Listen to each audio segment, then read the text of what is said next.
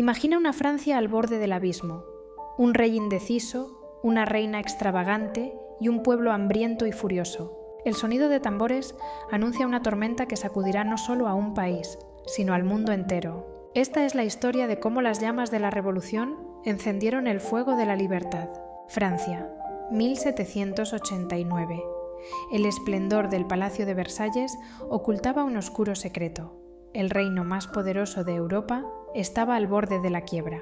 Mientras los salones de la nobleza rebosaban de banquetes y excesos, las calles de París se llenaban de hambre y desesperación. Los campesinos, cargados de impuestos, miraban con rencor a la nobleza y al clero, quienes vivían libres de cargas fiscales. En el trono, el joven Luis XVI intentaba mantener un reino en ruinas, mientras su esposa, la deslumbrante pero odiada María Antonieta, era acusada de derrochar en vestidos y joyas. Pero más allá de los muros del palacio, las ideas de hombres como Rousseau, Voltaire y Montesquieu circulaban como un veneno silencioso. Libertad, igualdad, fraternidad. Francia estaba a punto de estallar. En mayo de 1789, el rey, desesperado por dinero, convocó a los Estados Generales, una asamblea que no se reunía desde hacía 175 años. Aquí, los tres estamentos, clero, nobleza y pueblo llano, debatirían cómo resolver la crisis. Pero el tercer estado, compuesto por el pueblo, tenía un plan diferente. «Basta de privilegios», clamaban. Cuando los otros estamentos se negaron a ceder, los representantes del tercer estado tomaron una decisión audaz. Formaron la Asamblea Nacional, reclamando el poder en nombre del pueblo. Y en el icónico juramento del juego de pelota, juraron no detenerse hasta dar a Francia una constitución. El rey intentó resistir, pero la chispa ya había encendido la pradera. El 14 de julio de 1789, el pueblo de París, armado con cuchillos, palos y su sed de justicia, atacó la Bastilla, una prisión que simbolizaba el absolutismo. El estallido fue tan poderoso que resonó por toda Europa.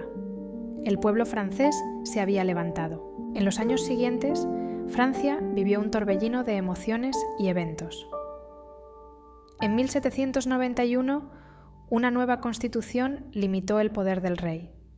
Pero Luis XVI no estaba dispuesto a quedarse de brazos cruzados. En una noche oscura, disfrazado, intentó escapar hacia Austria, buscando el apoyo de otras monarquías. Pero fue capturado en Wagen, y su traición selló su destino. El pueblo ya no lo veía como su rey, sino como un enemigo. El 21 de septiembre de 1792 la monarquía fue abolida. Francia se declaró una república, pero la verdadera prueba estaba por venir. En enero de 1793, Luis XVI fue llevado a juicio. El veredicto fue claro: muerte. Bajo la mirada de una multitud enardecida, el rey fue guillotinado. Francia ya no tenía vuelta atrás. Con el trono vacío, la revolución se convirtió en una tormenta descontrolada. Enemigos internos, amenazas externas y una lucha por el poder desataron una era de sangre conocida como el Terror. Liderados por Robespierre y los jacobinos, los revolucionarios tomaron medidas extremas para proteger la revolución. «No hay lugar para los traidores», proclamaban. Nadie estaba a salvo. Nobles, campesinos e incluso antiguos aliados fueron enviados a la guillotina. María Antonieta, la reina caída, fue ejecutada en 1793. Sin embargo, el pueblo francés no solo derramaba sangre, también construía un nuevo mundo. Abolieron la esclavitud en las colonias, redistribuyeron tierras y desafiaron siglos de opresión. Pero el terror no podía durar para siempre. En 1794, Robespierre, quien había gobernado con mano de hierro, cayó víctima de su propia creación. Fue ejecutado y con él terminó la etapa más oscura de la revolución. Francia, exhausta por años de caos, buscaba estabilidad. En 1795 se instauró el Directorio, un gobierno moderado, pero los problemas no cesaron. Conspiraciones, hambre y guerras externas seguían azotando al país. Fue entonces cuando un joven general llamado Napoleón Bonaparte emergió como la figura que Francia necesitaba. En 1799, con un golpe de Estado, tomó el poder y proclamó el consulado, poniendo fin a la revolución. Pero este no era el fin de la historia, sino el comienzo de una nueva era de conquistas y gloria bajo el liderazgo de Napoleón. A medida que los ejércitos revolucionarios marchaban por Europa, Napoleón emergió como su estrella más brillante. En Italia arrasó con sus enemigos, luchando con una ferocidad y creatividad que desconcertaba a los mejores generales de Europa. Cada victoria no era solo un triunfo militar, sino una declaración al mundo. Soy invencible. Año 1799, Francia estaba desgarrada, acosada por enemigos internos y externos. Pero en este caos, Napoleón vio una oportunidad para tomar el control. Con un golpe de Estado, el joven general se proclamó primer cónsul. Era un título civil, pero en el fondo Napoleón era un guerrero. Gobernaría Francia como un emperador disfrazado. El 2 de diciembre de 1804, en una ceremonia que desafió siglos de tradición, Napoleón dio un paso que ningún hombre había dado antes. En la Catedral de Notre Dame, mientras el Papa observaba, Napoleón tomó la corona en sus propias manos y se la colocó sobre la cabeza. «No soy un monarca por designio divino», declaró, «soy un emperador por mi propia voluntad». Bajo su liderazgo, Francia no era solo una nación, sino un imperio. Con el Código Napoleónico reformó las leyes, eliminó los vestigios del feudalismo y cimentó las bases de la modernidad.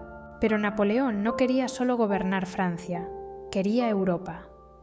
Entre 1804 y 1812, Napoleón lideró a su Grande Armée en una serie de campañas que estremecieron al mundo.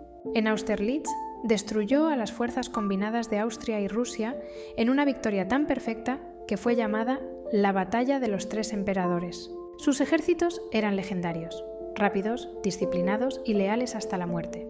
Napoleón, siempre al frente, se convirtió en un símbolo viviente del poder absoluto. Conquistó España, sometió a Prusia y redibujó el mapa de Europa. Los reyes y emperadores se inclinaban ante él. Pero mientras Napoleón alcanzaba las alturas, también sembraba las semillas de su caída. En el año 1812, Napoleón cometió el error que sellaría su destino. Decidió invadir Rusia, confiando en la fuerza de su ejército y en su genio. Pero Rusia no era como los demás enemigos. El general Invierno y la estrategia de tierra quemada destrozaron a su invencible Grande Armée. De los 600.000 soldados que marcharon hacia Moscú, solo una fracción sobrevivió. Esta derrota fue el principio del fin. Sus enemigos, que antes temblaban ante él, ahora vieron una oportunidad.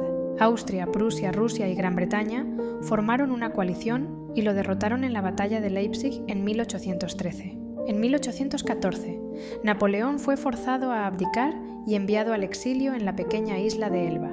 Pero Napoleón no estaba listo para rendirse. 1815.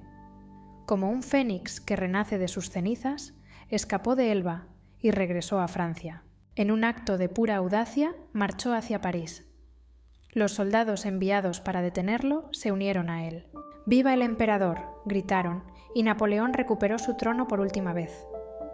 Este periodo, conocido como los 100 días, culminó en la batalla de Waterloo. En ese campo de batalla, Napoleón enfrentó a una coalición liderada por Wellington y Blücher. Aunque luchó con valentía, el destino le jugó su última carta. Fue derrotado y exiliado a la remota isla de Santa Elena, donde pasó sus últimos días, soñando con lo que pudo haber sido. Napoleón Bonaparte murió en 1821, pero su legado nunca se apagó. Fue más que un conquistador. Fue un visionario que redibujó las fronteras de Europa, transformó las leyes y desafió el orden establecido. Inspiró a generaciones con su audacia y ambición sin límites. La Revolución Francesa cambió el curso de la historia. Abolió los privilegios de la nobleza, derrumbó las bases del absolutismo y plantó las semillas de los derechos humanos y la democracia moderna. Fue un grito de libertad que resonó en cada rincón del planeta, inspirando revoluciones en América Latina, Europa y más allá. Hoy, el mundo todavía vive bajo la sombra de esos ideales: libertad, igualdad, fraternidad. Napoleón no fue un hombre común, fue un titán que con su voluntad de hierro intentó doblar el mundo a su imagen. Y aunque su imperio se desmoronó, su leyenda vive, porque hay hombres que nacen para gobernar y otros que nacen para trascender. Y así, amigos, termina este viaje por la vida de Napoleón, el hombre que desafió imperios y dejó una marca imborrable en la historia. Pero, ¿sabes qué otra batalla épica está ocurriendo ahora mismo? La de este canal luchando por conquistar los corazones de espectadores como tú. Si esta historia te inspiró, si te hizo viajar en el tiempo y soñar con grandezas, entonces únete a nuestra grande armée haciendo clic en suscribirse, porque cada suscriptor es un soldado más en mi misión de traer las historias más épicas.